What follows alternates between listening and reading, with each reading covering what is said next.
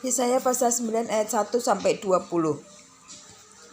Bangsa yang berjalan dalam kegelapan telah melihat terang yang besar. Mereka yang diam di negeri kekelaman, atasnya terang telah bersinar. Engkau telah menimbulkan banyak sorak-sorai dan sukacita yang besar. Mereka telah bersukacita di hadapanmu seperti sukacita di waktu panen, seperti orang bersorak-sorai di waktu membagi-bagikan jarahan.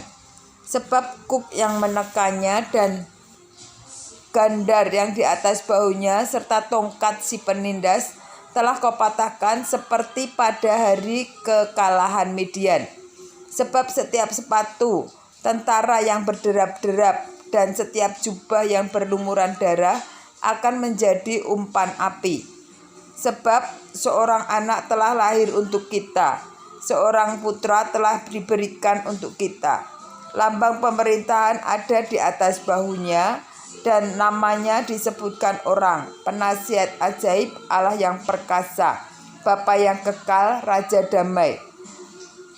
Besar kekuatannya, dan damai sejahtera tidak akan berkesudahan di atas tahta Daud dan di dalam kerajaannya, karena ia mendasarkan dan mengokohkannya dengan keadilan dan kebenaran dari sekarang sampai selama-lamanya.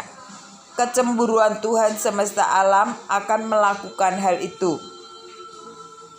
Yesaya 9 ayat 7 sampai dengan 20. Murka Tuhan terhadap Efraim.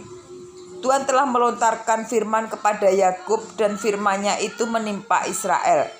Biarlah seluruh bangsa itu mengetahuinya, yakni Efraim dan penduduk Samaria, yang berkata dengan congkaknya dan tinggi hatinya, tembok batu bata jatuh, akan kita dirikan dari batu pahat. Pohon-pohon ara ditebang, akan kita ganti dengan pohon-pohon aras. Maka Tuhan membangkitkan para panglima Resin dan melawan mereka, dan menggerakkan musuh-musuh mereka. Orang Aram dari timur dan orang Filistin dari barat. Mereka menelan Israel dengan mulut yang lebar. Sekalipun semuanya itu telah terjadi, murkanya belum surut dari tangannya dan tangannya masih teracung. Tetapi bangsa itu tidak kembali kepada Dia yang menghajarnya, dan mereka tidak mencari Tuhan semesta alam. Maka Tuhan mengerat dari Israel kepala dan ekor, batang dan ranting pada satu hari juga. Tua-tua dan orang yang terpandang itulah kepala, dan nabi yang mengajarkan dusta itulah ekor. Sebab orang-orang yang mengendalikan bangsa itu adalah penyesat, dan orang-orang yang dikendalikan mereka menjadi kacau. Sebab itu Tuhan tidak bersukacita karena teruna-teruna mereka, dan tidak sayang kepada anak-anak yatim dan janda-janda mereka.